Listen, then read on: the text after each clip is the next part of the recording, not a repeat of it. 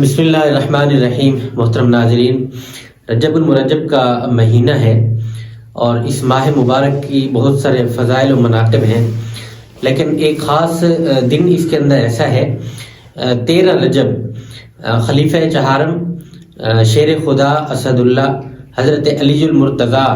رضی اللہ تعالی عنہ کا یوم ولادت ہے۔ آج ہمارا مسلمان بالخصوص نوجوان ہمارے بھائی جو ہیں ان کو یہ پتہ نہیں ہوتا کہ خلیفہ چہارم کون تھے، سیدنا علی المرتضیٰ رضی اللہ تعالیٰ عنہ کی مقام اور منقبت کیا ہے، ان کا یوم پیدائش کیا ہے اور پیدائش کا مہینہ کیا ہے، وفات کا مہینہ کون سا ہے، وفات کی تاریخ کون سی ہے۔ یہ جو اسلامی ہسٹری ہے اور یہ اسلام کے ہیروز ہیں، تو ان کے بارے میں کچھ بھی ہمیں پتہ نہیں ہوتا، تو ان کے بارے میں جاننا ضروری ہے۔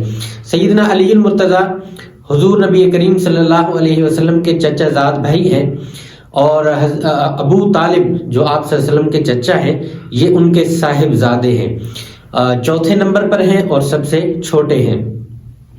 حضرت علی المرتضیٰ وہ شخص ہیں کہ جنہوں نے بچپن میں نبی علیہ الصلوۃ والسلام کے ہاتھ پر کلمہ پڑھا اور مشرف باسلام ہوئے، اگرچہ ان کے والد محترم جو تھے وہ عزت بہت کرتے تھے، لیکن انہوں نے کلمہ نہیں پڑھا تھا، مشرف باسلام نہیں ہوئے تھے، لیکن انہوں نے اپنے بیٹے کو اجازت دی۔ حضرت علی المرتضیٰ بچپن ہی میں نبی علیہ الصلوۃ والسلام کے ہاتھ پر مشرف باسلام ہوئے، اور رب العالمین نے آپ کو ایسا مقام اور مرتبہ عطا کیا کہ آج دنیا اسلام کے اندر ایک خاص مقام جو ہے وہ شیر خدا رضی اللہ تعالی عنہ کو حاصل ہے۔ اور سب سے بڑی نسبت جو آپ صلی اللہ علیہ وسلم کے ساتھ حضرت علی کی ہے،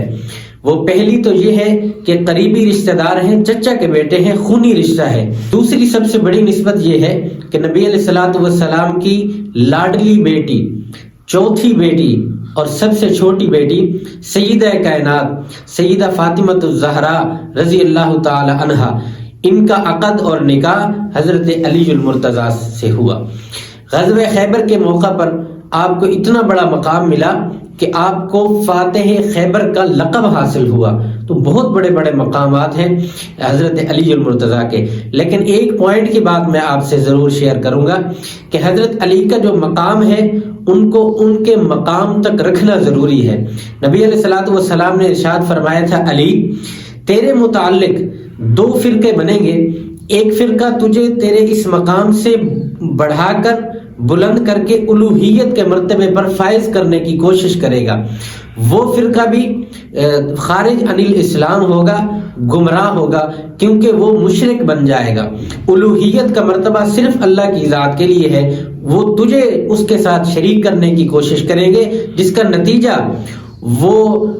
تیری محبت کے اندر آ کر، تیری الفت کے اندر آ کر خود کو گمراہ کر بیٹھیں گے۔ دوسرا فرقہ بنے گا جو تیری نفرت، کینہ اور بغض اپنے دل میں رکھے گا، ایسے لوگوں کی بھی بخشش اللہ رب العالمین نہیں فرمائے گا۔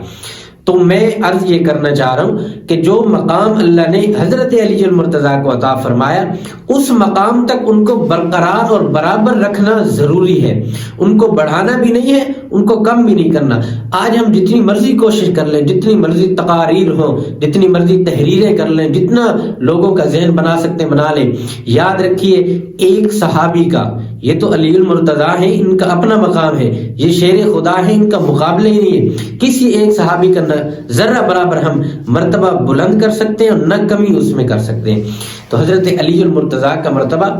انبیاء اور 3 خلفاء کے بعد حضرت ابو بکر صدیق، حضرت فاروق اعظم، حضرت عثمان بن عفان رضی اللہ تعالی عنہما، ان 3 انبیاء اور ان 3 خلیفوں کے بعد حضرت علی المرتضیٰ کا مقام ہے کائنات کے اندر۔ اب اس سے ہم بڑا بھی نہیں کر سکتے، کیونکہ پھر یہ انبیاء کی جماعت میں شامل ہو جائیں گے، اور ایسا کرنا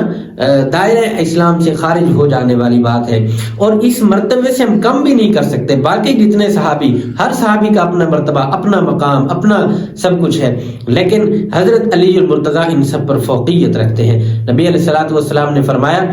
انا مدینۃ العلم وعلی بابھا، لوگوں میں علم کا شہر ہوں، علی اس کا دروازہ ہے۔ تو بہت بڑی نسبت بھی ہے، بہت بڑا مقام بھی ہے، بہت ساری منقبت ہے۔ دعا یہ ہے اللہ رب العالمین ہمیں صحابہ اکرام بالخصوص سیدنا علی المرتضیٰ کے سے محبت کرنے کی توفیق نصیب فرمائے۔